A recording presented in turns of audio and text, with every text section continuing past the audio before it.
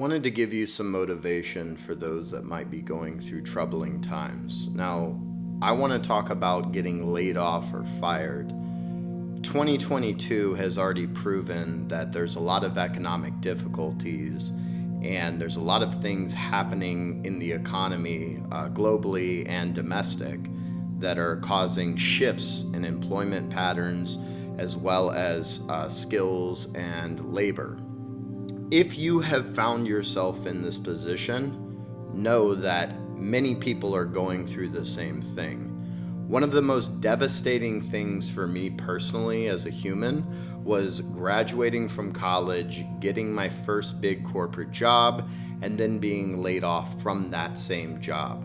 And I wanted to kind of motivate and put some good energy out there for those that might be getting on the market, or somebody who just graduated and has gone through a layoff, or their job has rescinded the offer. This is a very, very critical time in our nation's history, with everything from the pandemic to the Ukraine and Russia. So what do? When I got laid off, I took a mandatory 1 week just do nothing. It's incredibly disappointing to be going through it, and there can be shame associated with it. But I wanted to give people hope, and the hope is that we as humans have the ability to adapt, to move on, and to find other things, other doors, so to speak, that we can enter. When one door closes, there's another door that opens up, and it's up to us to find that. It's a mixture of ambition, confidence, and looking for the right opportunities. Couple things that I always point out: who you know is extremely important, so tap into your network.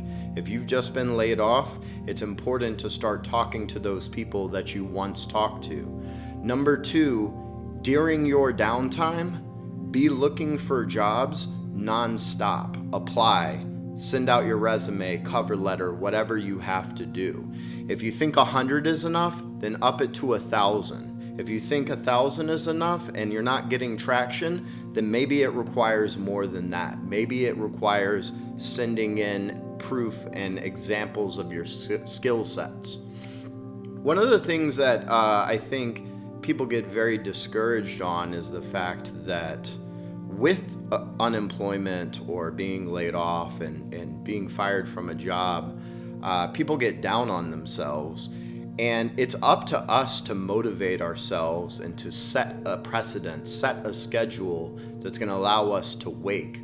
Finding a job is very much almost like going to the gym. When you have one, it's great. It's like having a six-pack. When you have one, you maintain, but it's kind of like, hey, it's already done. When you don't have it or you're working towards it, everything has to be a mental and conscious space to do it.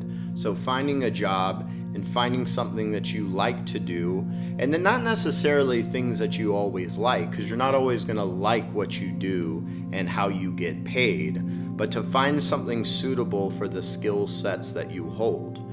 If you're an introvert, you're more than likely not going to be applying to many sales positions that are forward-facing or customer-facing. Therefore, if you're a salesperson, you're not going to be necessarily always going for jobs that may be heavy in programming if that's not what you're good at. So it's important to identify your skill set, and it's important to figure out what are the tangible skills that I hold that's going to make me competitive in this market. Because you're up against new grads, you're up against baby boomers that have been in the space for years, that might be coming out of retirement or they don't want to retire. So you have a lot that you are up against. And during this process, you need to be really on your toes and thinking forth on how is my skill going to make me competitive for 3 to 10 years within a company? Or, what do I have to offer other than showing up on time or, being great with my words, right? I can get through the interview, but what happens when it's game time and I need to execute, right?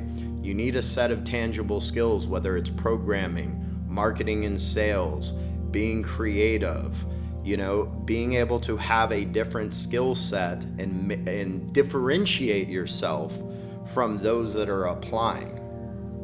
I see a lot of people in the industry, in the IT, that everybody can become a consultant or an analyst, but very few people study a niche market and are able to go in and basically be the subject matter expert. Once you do that, you become less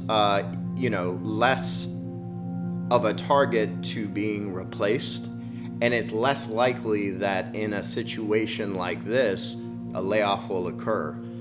If you have a skill set that is widely demanded, that is very unique, that very few people know how to do, let's say it's Microsoft Azure developer, let's say it's Power BI developer, let's say it's account manager strategic with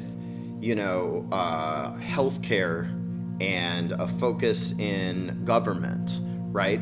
If you become great in a niche or a very specific market, it makes you very much in demand throughout the time. So during your downtime, learn a different skill that you didn't know that you could do. Try to make yourself somebody that is out there and applying, and that you're not sitting around and waiting for things to happen. You're being ambitious, you're going out there, you're kicking ass, taking names, and you're meeting people and networking and reaching out on LinkedIn. And you'll notice when you get a good momentum and you start to build up that momentum, people will notice it, recruiters will notice it, businesses will notice it. And then when you go in for that interview and you're ready to seal the deal, you've already won.